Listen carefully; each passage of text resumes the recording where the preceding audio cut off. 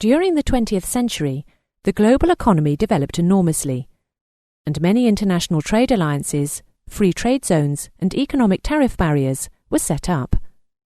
Whilst this was fine for the countries concerned, this led to some severe trade protectionism, which in turn severely restricted the growth of commercial air traffic enterprises.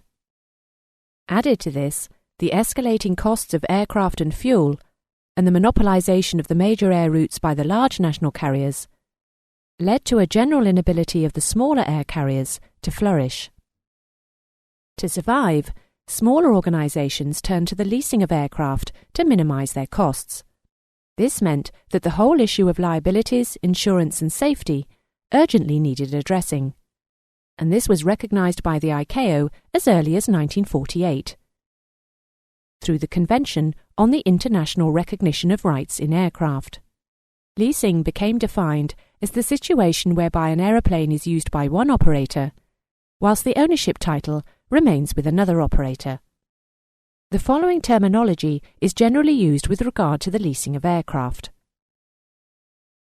Wet lease is when the leased aeroplane is operated under the Air Operator Certificate, AOC, of the lessor, the operator lending the aeroplane to the lessee. Dry lease is when the leased aeroplane is operated under the Air Operator Certificate of the lessee, the operator borrowing the aircraft. Leasing between JAA operators has become commonplace, together with the terms wet or dry lease out or in.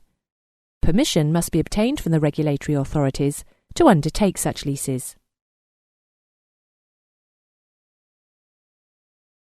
Leasing of aeroplanes at short notice is permitted to ensure that air transport obligations are met. It is a given that permission is approved, subject to the following conditions. The lessor holds an AOC issued by an ICAO state. The lease-in period does not exceed 5 consecutive days, and the authority is notified of the arrangement as soon as possible.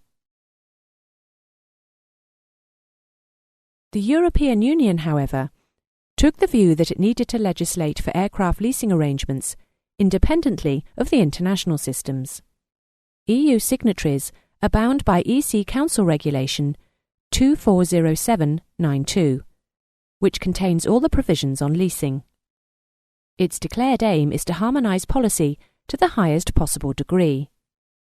The World Trade Organization and the General Agreement on Trade in Services for Aviation, WTO, GATS, also establishes procedures that lead to the abolition of unfair practices and encourages growth in the global aviation economy.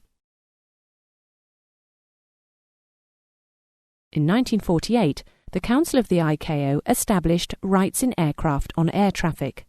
This relates to the international laws that concern ownership of aircraft and the rights of the lender or mortgagee, and recognises ownership and rights of possession.